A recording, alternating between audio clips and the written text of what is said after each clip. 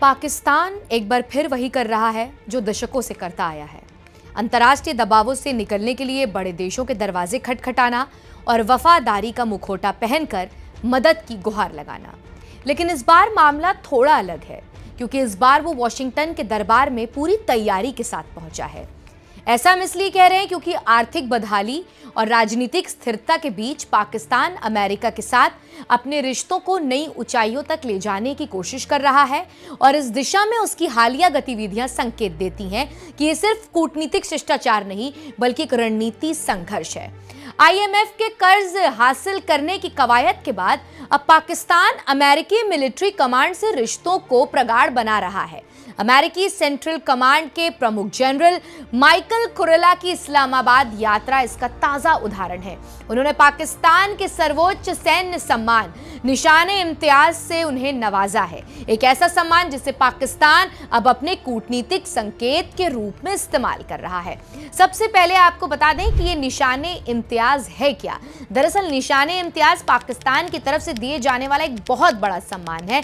इसका मतलब होता है काबिलियत की पहचान या विशेष योग्यता का निशान। इसमें निशान का अर्थ है चिन्ह या प्रतीक और इम्तियाज का मतलब काबिलियत, खासियत या श्रेष्ठता। ये सम्मान उन लोगों को दिया जाता है जिन्होंने पाकिस्तान के लिए कोई बहुत खास और फायदेमंद काम किया हो। ये सिर्फ पाकिस्तानी नागरिकों को नहीं बल्कि विदेशियों को भी दिया जा सकता है। जनरल कुरेला के स्वागत में राष्ट्रपति भवन में हाई प्रोफाइल सेरेमनी आयोजित की गई और पाक राष्ट्रपति आसिफ अली जरदारी ने स्वयं उन्हें सम्मान दिया।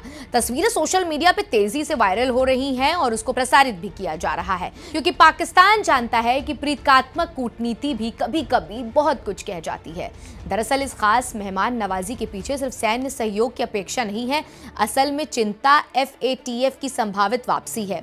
जून 2018 से अक्टूबर 2022 तक पाकिस्तान FATF की ग्रे लिस्ट में था और अब एक बार फिर ऑपरेशन सिंदूर और पहलगाम हमले जैसे हालिया घटनाक्रमों ने यह साफ कर दिया है कि पाकिस्तान की जमीन पर सक्रिय आतंकी ढांचे अभी भी पूरे तरीके से समाप्त नहीं हुए हैं। ऐसे में पाकिस्तान अमेरिका को एक संदेश देना चाहता है कि वो साझा वैश्विक सुरक्षा के लिए प्रतिबद्ध है, उस पर किसी भी प्रकार की काली छाया न डाली जाए। आपको बता दें कि निशाने इम्तियाज जैसे सम्मान और सैन्य शिष्टाचारों के पीछे असल मकसद है सुरक्षा, अर्थव्यवस्था और वैश्विक मंचों पर अपनी छवि को फिर से स्थापित करना। इस्लामाबाद की नई कूटनीतिक कवायद की एक ऐसे देश में कोशिश है जो बार बार विफल होते हुए भी एक नया नैरेटिव गढ़ने की जद्दोजहद में जुटा हुआ है। लेकिन सवाल यहाँ पर यही है कि क्या दुनिया इस बार भी उसकी पुरानी कहानी पर यकीन करेगी। इस कूटनीतिक घटनाक्रम का असर सिर्फ प्रतीकात्मक नहीं बल्कि दूरगामी भी हो सकता है। जनरल कुरेला को निशाने इम्तियाज से नवाजना और उसके बाद पाकिस्तानी यात्रा, दोनों ही घटनाएं संकेत देती हैं कि अमेरिका पाकिस्तान संबंधों में फिर से गर्मजोशी लाई जा रही है और ये केवल रक्षा सहयोग तक सीमित नहीं रहेगा। इसका प्रभाव आने वाले समय में वित्त, सामरिक और क्षेत्र स्थिरता से जुड़े कई आयामों पर दिखाई दे सकता है। वहीं पाकिस्तान की आर्थिक हालत भी किसी से छिपी नहीं है। एक ऐसा देश जिसकी वित्तीय नब्ज अब बाहरी कर्जदाताओं की उंगलियों पर चलती है। IMF से लेकर द्विपक्षीय कर्जदाताओं तक इस्लामाबाद की संप्रभुता की कीमत अब ब्याज दरों में मापी जा रही है। ऐसे में अगर FATF एक बार फिर पाकिस्तान का नाम निगरानी सूचीग्रस्त लिस्ट में डाल देता है तो न केवल अंतर्राष्ट्रीय कर्ज से उपलब्धता प्रभावित होगी बल्कि मौजूदा आर्थिक राहत योजनाओं पर भी प्रतिकूल असर पड़ सकता है। इसी आशंका से बचने के लिए पाकिस्तान आज वॉशिंगटन की मेज पर एक अनकहे समझौते की उम्मीद लगाकर बैठा है।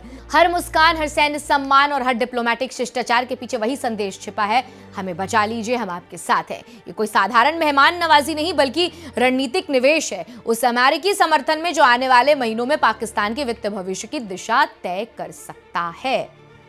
फिलहाल आज की इस वीडियो में इतना ही। आपको हमारा ये वीडियो कैसा लगा हमें कमेंट सेक्शन में लिखकर जरूर बताइएगा और ऐसी तमाम अंतर्राष्ट्रीय खबरों को आसान भाषा में समझने के लिए सब्सक्राइब कीजिए मिरर स्ट्रेट हिंदी।